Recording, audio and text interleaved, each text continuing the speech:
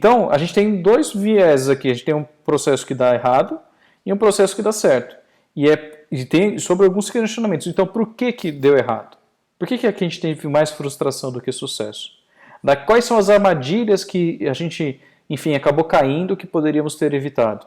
Eu, como gestor mais sênior, como é que eu cobro meus gestores na condução do processo? O que eu não estou vendo? Por que em outras empresas funciona e na minha não?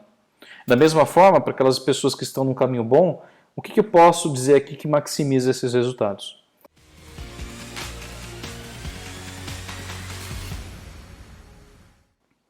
Olá pessoal, Thiago Labliuk, e hoje eu vou falar sobre um tema que tem ganhado muito espaço e tende a ganhar mais espaço ainda nos próximos anos, que é a gestão integrada de riscos. Tá? E o que compreende esse assunto? Então, são todas as áreas que envolvem auditoria interna, gestão de riscos como um todo, desde corporativo, operacional e os outros financeiros para as empresas que têm algum tipo de relação com risco de mercado, risco de crédito e por aí vai. Cibersegurança, prevenção à lavagem de dinheiro, fraudes, canal de denúncias, continuidade de negócios, enfim. São uma infinidade de temas que estão ali juntas e trabalhando para evitar e sustentar que os processos da sua empresa funcionem da melhor forma possível. Mas são muitos assuntos. Imagine esses assuntos, nos dias de hoje, trabalharem de maneira segregada, com bases de dados redundantes, com atividades e uma atuação completamente redundante, ineficiente e que não consiga, sobretudo, acompanhar a complexidade do business. Então é sobre isso que eu vou falar hoje. Me acompanhe nesse vídeo que eu vou trazer alguns pontos que destacam aquilo que pode dar certo e trazer bons resultados de uma abordagem, uma jornada integrada de riscos, aquilo que eu julgo como uma armadilha, ou armadilhas que possam minar os resultados, e por fim, algumas dicas que eu trago de como eu acho que seria interessante medir o nível de envolvimento, o nível de entrega, de resultado, sobretudo, dessa abordagem. Então vamos comigo que eu vou explorar isso agora, tá legal? Então vamos lá. Começando, eu gosto de falar que o avanço da tecnologia, ela está tão premente, está tão forte, que isso tem trazido maior complexidade, sofisticação e velocidade para as esteiras de produto, independente do segmento. Sempre tem aí um produto que está indo para o meio digital, que está contando com benefícios de entrega, com benefícios de aceitação, com benefícios de experiência de maneira geral, que a tecnologia tem fomentado e gerado. Tudo bem com relação a isso, só que isso tem trazido uma pressão regulatória muito forte. Então a pressão, o nível de exigência regulatória, via leis, via autorregulações, boas práticas, etc., vai aumentar à medida que a tecnologia começar a avançar. Porque a tecnologia começa a explorar novos campos que as leis não estavam previstas.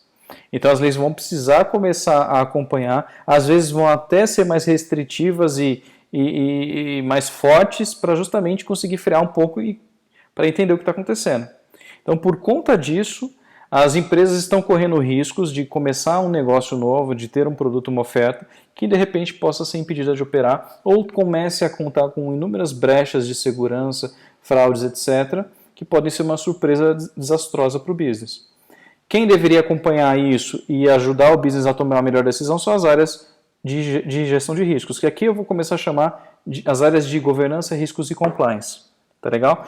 E elas, já identificando essa dificuldade de acompanhar essa complexidade, se viram obrigadas a procurar soluções sistêmicas para também se sofisticarem, para também trazerem opções que façam com que elas estejam mais presentes, para fazer com que elas estejam mais atentas e observando o ambiente como um todo, conseguindo se adaptar da mesma forma que as áreas de produto back-office estão se adaptando cada vez mais. E essa necessidade não tem agora uma característica vinda só de empresas grandes. Empresas pequenas também já começam a olhar para isso, empresas que estão começando. Porque o nível de investimento e crescimento está tão rápido que uma empresa pode ser pequena hoje, daqui a 2 anos não é mais. E para crescer de maneira sustentável é preciso pensar em como casar essa questão de sustentabilidade em fazer negócios com relação à demanda de mercado.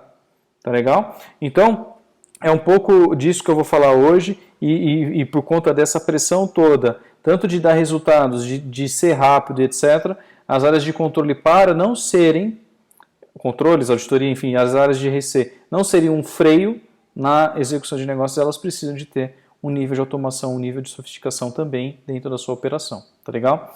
O mercado de GRC, ele vai crescer e vem crescendo já nos últimos anos constantemente 13% ao ano.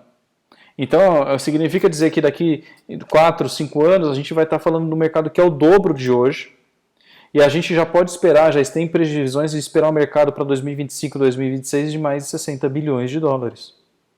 Então, esse é um mercado que hoje existe, está em torno de 30 e poucos, vai chegar a 60 e tende a crescer cada vez mais. Porque acompanhar o dinamismo da tecnologia vai necessitar de ter regras. Porque a tecnologia pode, sim, quando mal utilizada, ser antiética, possuir algum viés que gera algum tipo de impacto social, gerar algum tipo de prejuízo ao meio ambiente e à sociedade como um todo. Vivemos em uma década, pessoal, que essas preocupações, muito mais do que retorno financeiro, precisam existir. Precisa ter um equilíbrio agora. E nenhuma empresa vai querer ter a sua marca correlacionada a algum tipo de responsabilidade com relação a isso. Então é por conta disso que a gente tem visto as empresas de todos os tamanhos começarem a procurar isso, ferramentas que busquem automações em partes do processo para depois conseguir consolidar isso tudo numa solução guarda-chuva. Tá legal? 3 anos atrás a gente via 5 soluções que disputavam a liderança.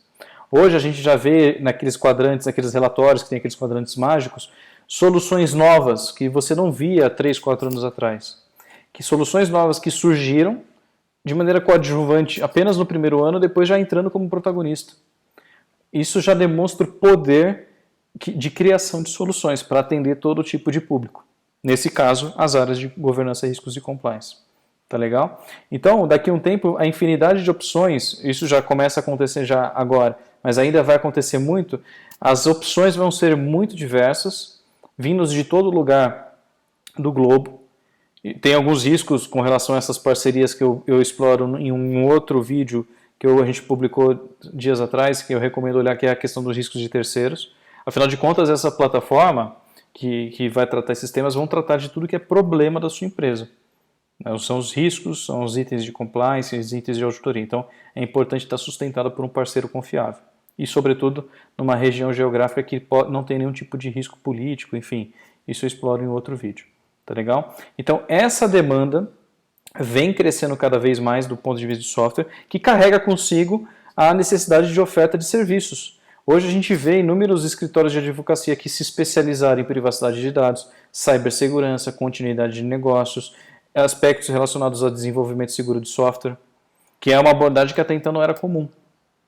Então você vê esse nicho de serviços, não só escritórios de advocacia, mas também consultorias pequenas, que começam a ter braços de serviço para sustentar e ter um ponto de partida. Porque apesar de você ter inúmeras ferramentas, muitas empresas podem se questionar, por onde eu começo?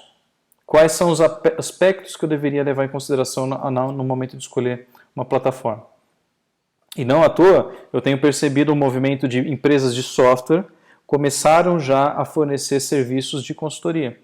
Porque perceberam que o software entra, ele pode até entrar, mas ele pode ter maus resultados pela falta de habilidade e preparo no uso, de não conseguirem usar a ferramenta da melhor forma possível. Então esse, inclusive, é uma das armadilhas que eu coloco, que se basear o sucesso somente na solução, os resultados não serão bons. Tá legal? Mas primeiro, levando em consideração já esse ambiente desafiador, de fazer negócios propriamente dito, as áreas de riscos e controles tendo a necessidade de acompanhar essa complexidade para conseguir apoiar e ser um braço de apoio para o business, o que tem motivado, além disso, ou de maneira geral, as áreas investirem e procurarem esse investimento?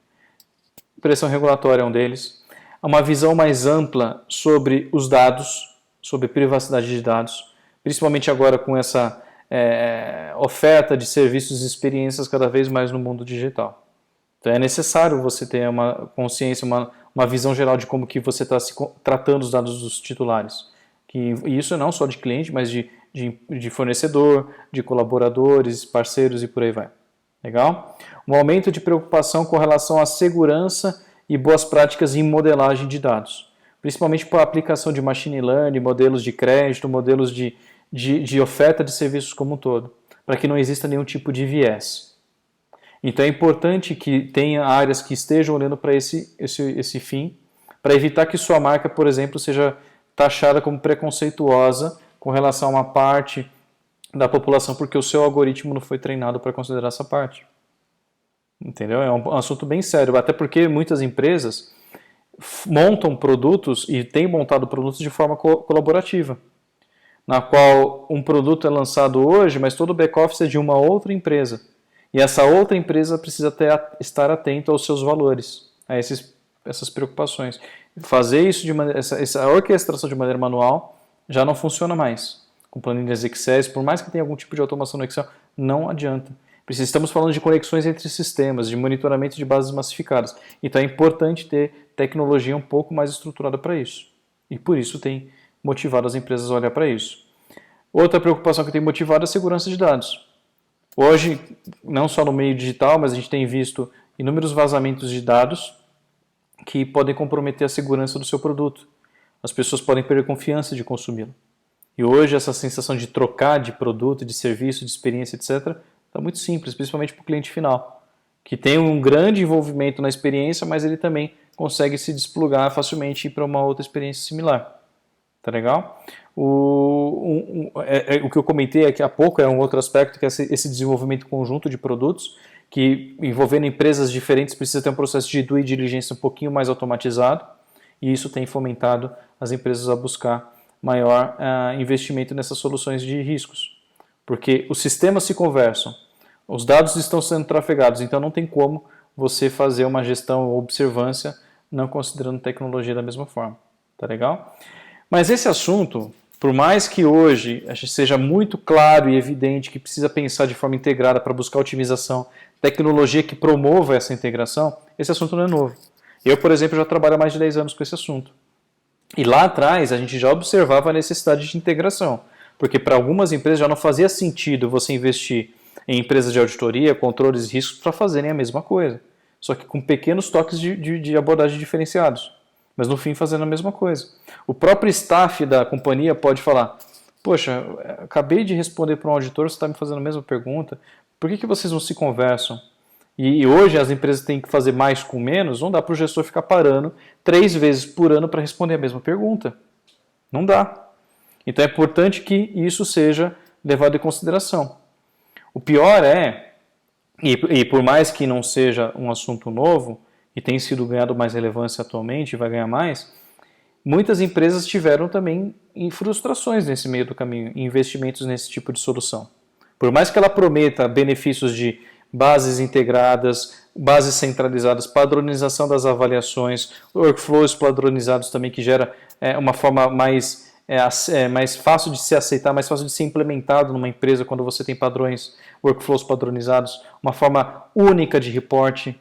Então tudo isso são benefícios que essa abordagem traz, mas mesmo assim muitas empresas tiveram algumas frustrações, insucesso nesse processo de implementação. Empresas, inclusive, que eu já vivenciei de investir em 2 a 3 anos e depois parar com o programa como um todo e disserem que não estavam maduras para seguir em frente. Então isso me deixa um pouco assustado, porque a empresa teve um tempo de uso, de investimento. Fora isso, teve um tempo de pré-seleção. Ou seja, os gestores que estavam liderando isso não conseguiram fazer a pré-seleção adequada, então. Não conseguiram colocar de pé o produto. E depois de um tempo de investimento, simplesmente não vai seguir em frente por conta que não está maduro. Vai ficar maduro quando? Sendo que a velocidade das coisas estão cada vez mais rápidas. Hoje é impensável você falar, vou fazer um projeto de anos. Não, não dá. Tem que ser alguns meses. Nem que essa evolução somada dê em alguns anos, mas em meses eu preciso ter as coisas funcionando. É essa abordagem que se espera hoje em dia. Da mesma forma, por isso que não dá para aceitar uma justificativa depois de tanto tempo e dizer que não estava maduro.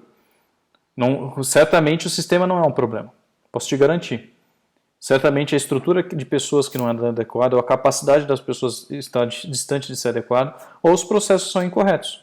Não estão desenhados para que a ferramenta funcione bem. A cultura da empresa não patrocina esse tipo de coisa. Da mesma forma que tem empresas que funcionam, que têm ótimos resultados. E que não só têm bons resultados, como não para-se de investir sobre o assunto.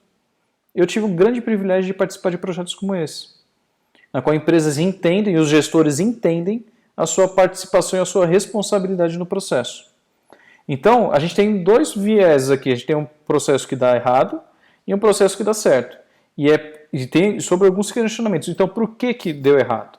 Por que aqui a gente teve mais frustração do que sucesso? Quais são as armadilhas que a gente enfim, acabou caindo que poderíamos ter evitado. Eu, como gestor mais sênior, como é que eu cobro meus gestores na condução do processo? O que eu não estou vendo? Por que em outras empresas funciona e na minha não?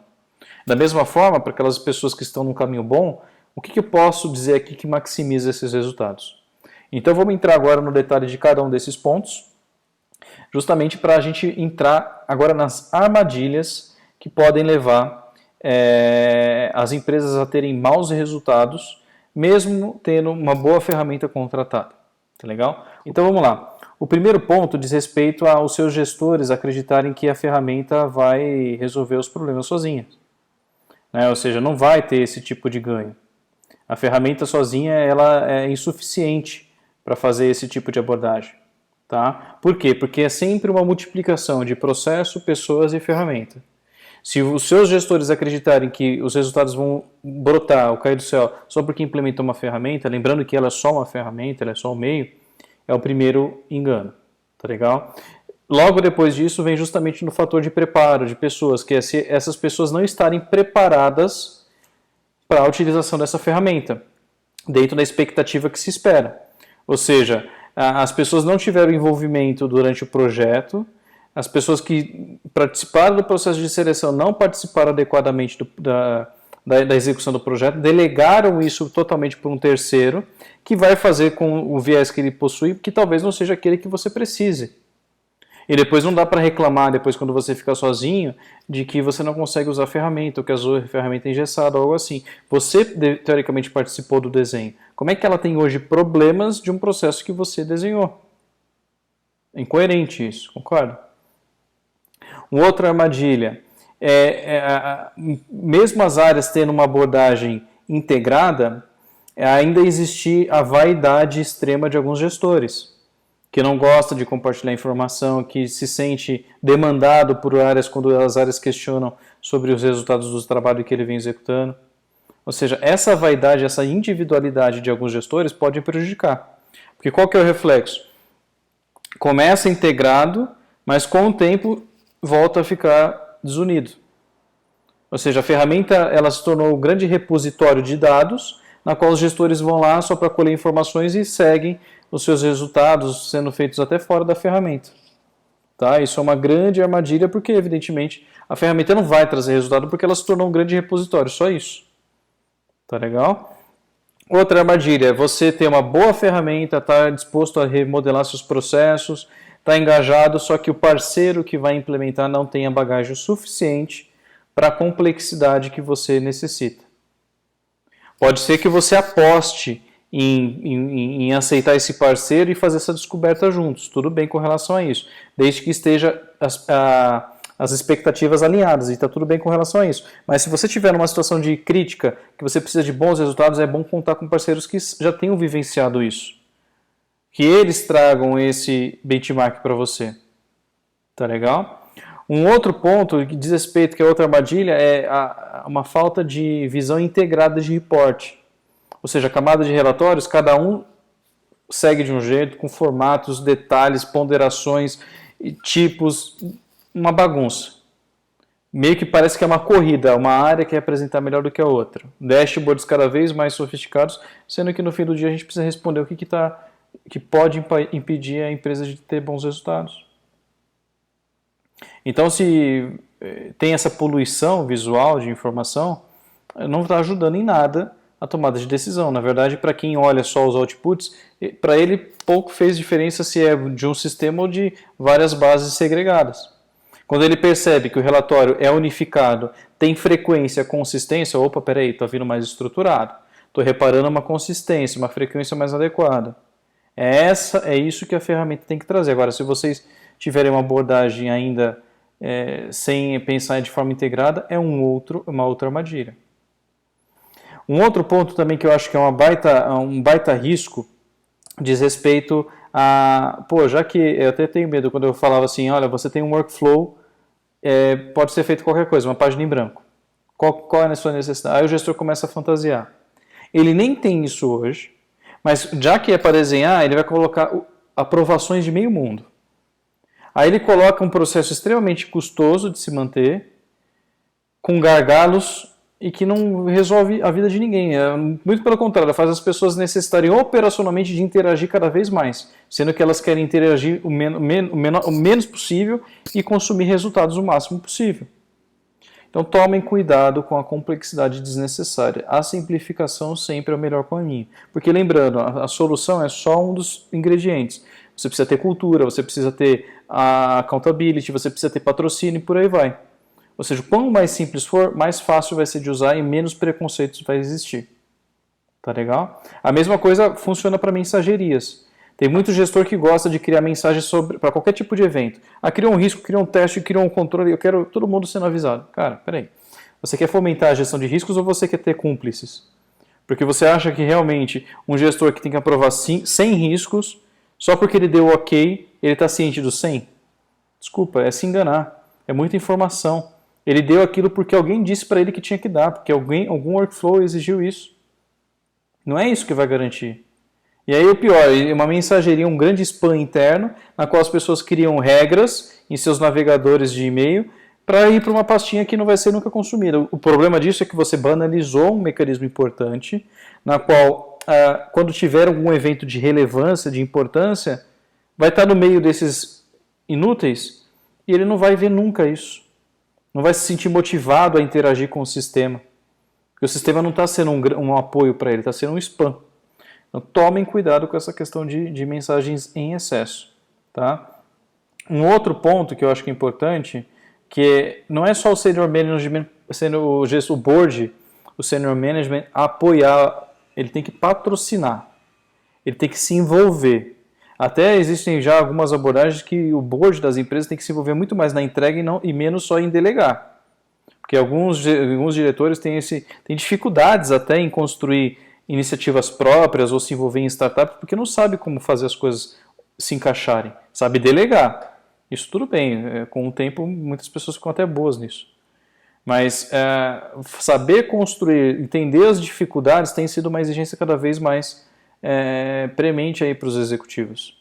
Então, se envolver, ser um garoto propaganda é um item super importante, tá? Para esses diretores que queiram fazer com que isso funcione.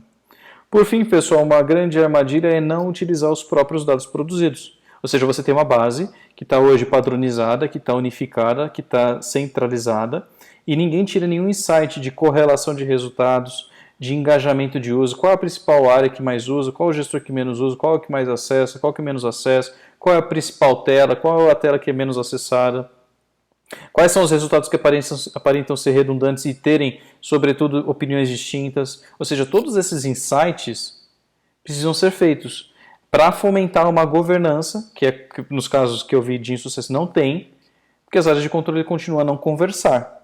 Elas interagem dentro do mesmo contexto, mas não trocam ideias.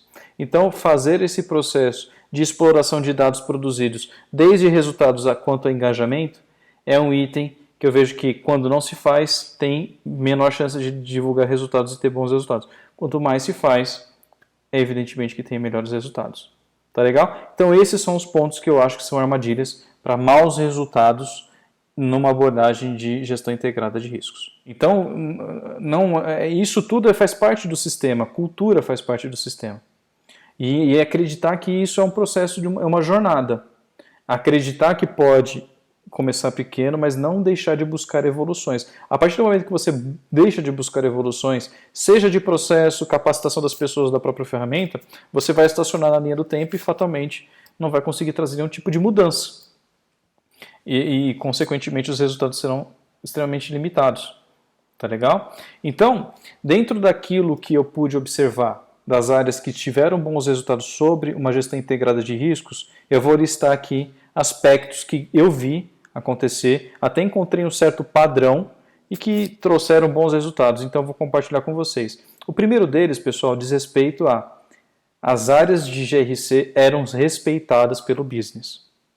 Elas eram respeitadas e não temidas. Isso faz uma diferença monstruosa, porque as áreas de GRC eram vistas como áreas de apoio, para que o gestor de produto ou o operacional da empresa pudesse seguir com toda a capacidade de velocidade, mas de maneira segura. E a solução veio para ajudar justamente nesse canal de comunicação entre as áreas. principalmente para operações que são bem grandes.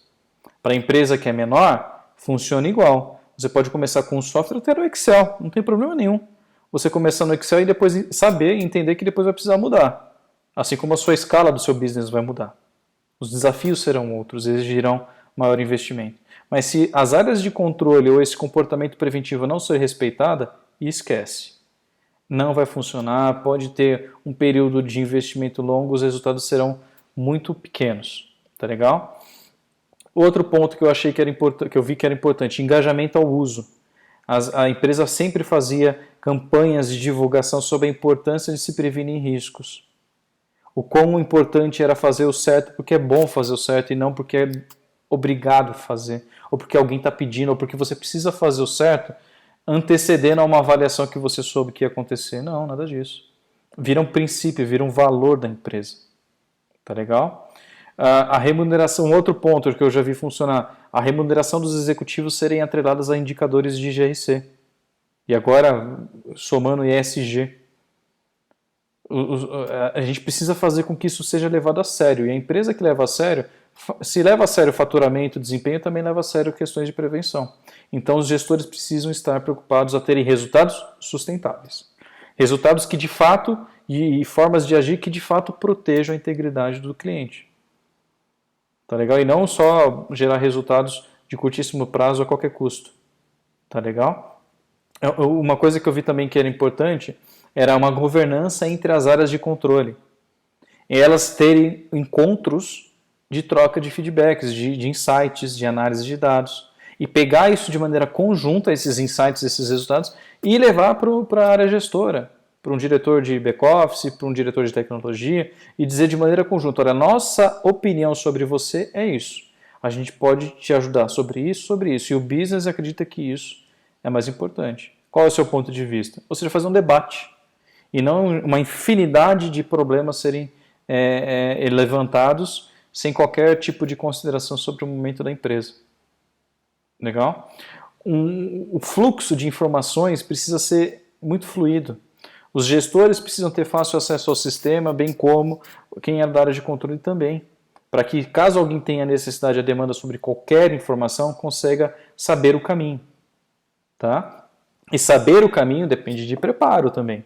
Não é, lembra, não é a ferramenta, não vai instalar o dedo e funcionar sozinho. Então toda uma campanha de treinamento na intranet, deixando claro para as pessoas fazer parte do onboarding de novos parceiros ou funcionários, para que seja já incorporada como um sistema importante da companhia. Porque afinal de contas, é nele que vai ter ali as oportunidades de otimização ou riscos realmente muito sérios. Legal? O canal de atendimento, para tirar dúvidas, mudança do fluxo de avaliação das áreas para deixarem de serem semestrais, engessados, etc., e serem mais fluidos, o gestor poder avaliar a hora que ele quiser. Para aquilo que é crítico, evidentemente, talvez uma observância mais próxima das áreas de controle.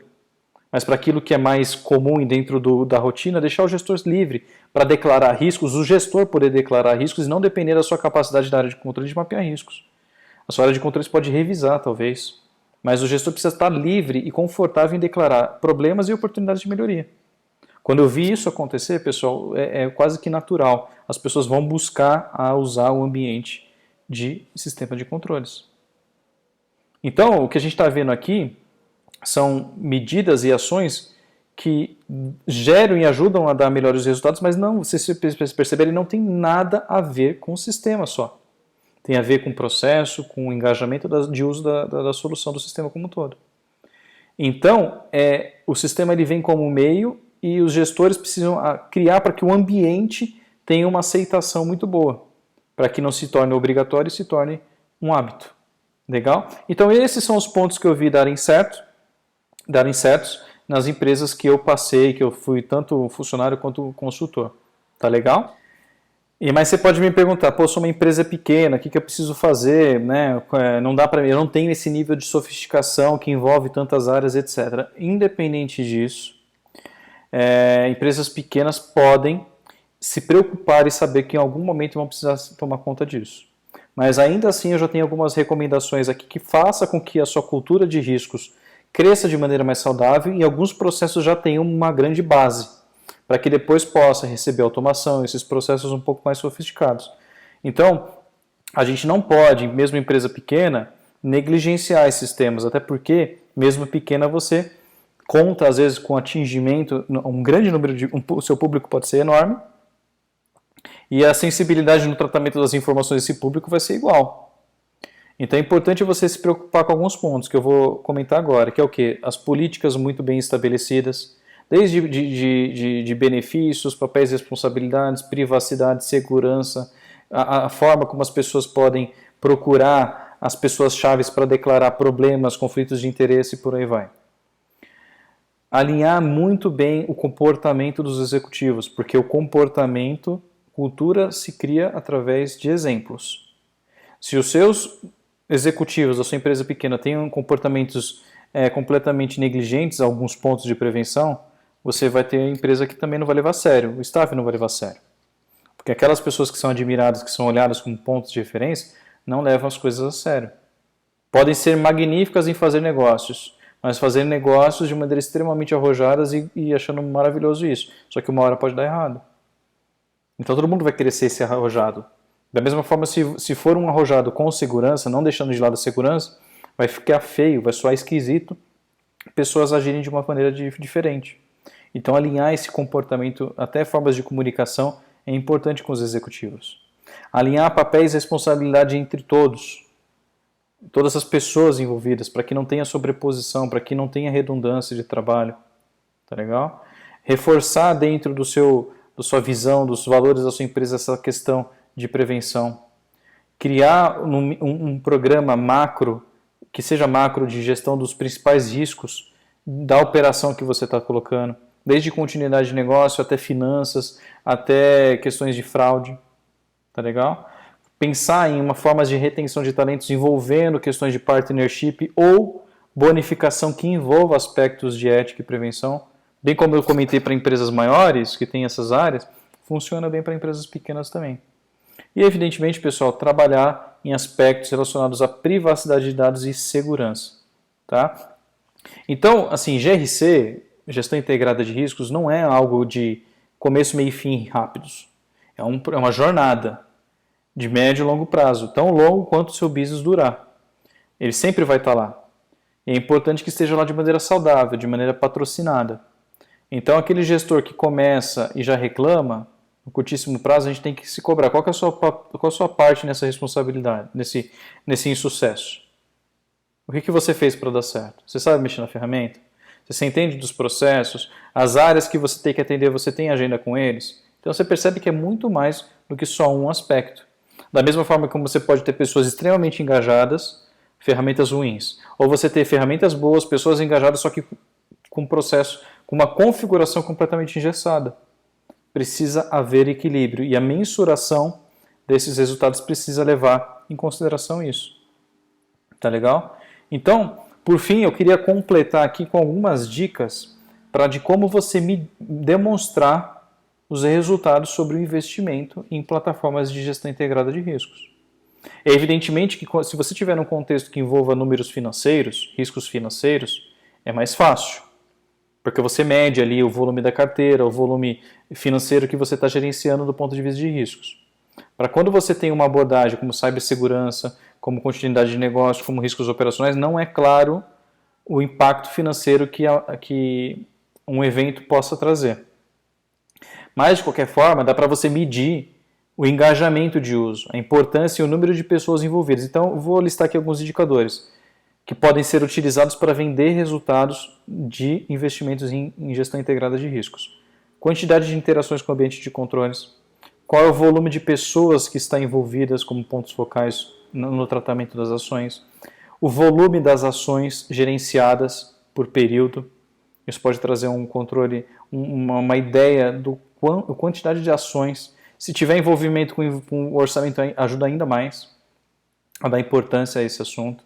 O volume de testes realizados, o volume de indicadores em funcionamento, o volume de áreas, quantas áreas estão cadastradas, quantos riscos estão cadastrados, quantos controles estão cadastrados, para dar a dimensão daquilo que é escopo de gestão de um sistema integrado de riscos.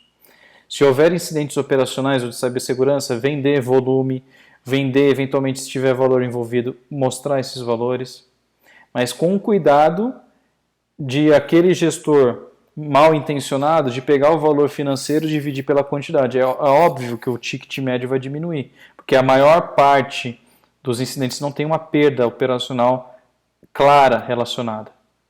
Alguns têm, é multa, ação civil, trabalhista e por aí vai.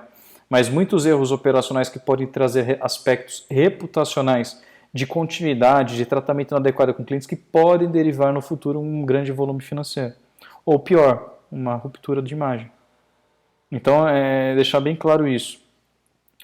Questões relacionadas a fraude, volume prevenido, volume de transações observado, ou seja, tudo que é transacional e de interação, eu acho que são bons indicadores.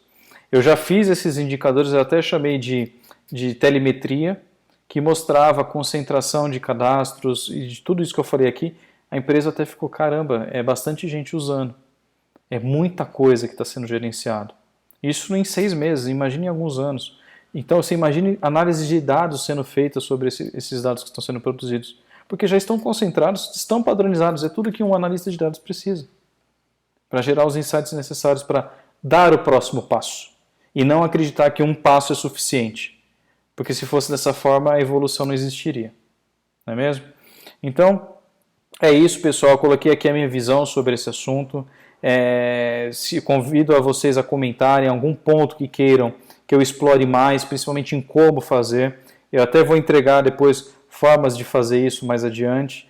Mas sintam-se à vontade a contribuir, a me procurar de maneira direta, que nas redes eu vou trazer aqui para vocês o aprofundamento desse assunto, tá legal? Então, para você, gestor, meu recado final, assuma seu papel de responsabilidade. Faça boas escolhas, analise com calma e apoie o business, levando em consideração o que é prioritário para o business, tá legal? É isso, foi um prazer, um grande abraço. Valeu!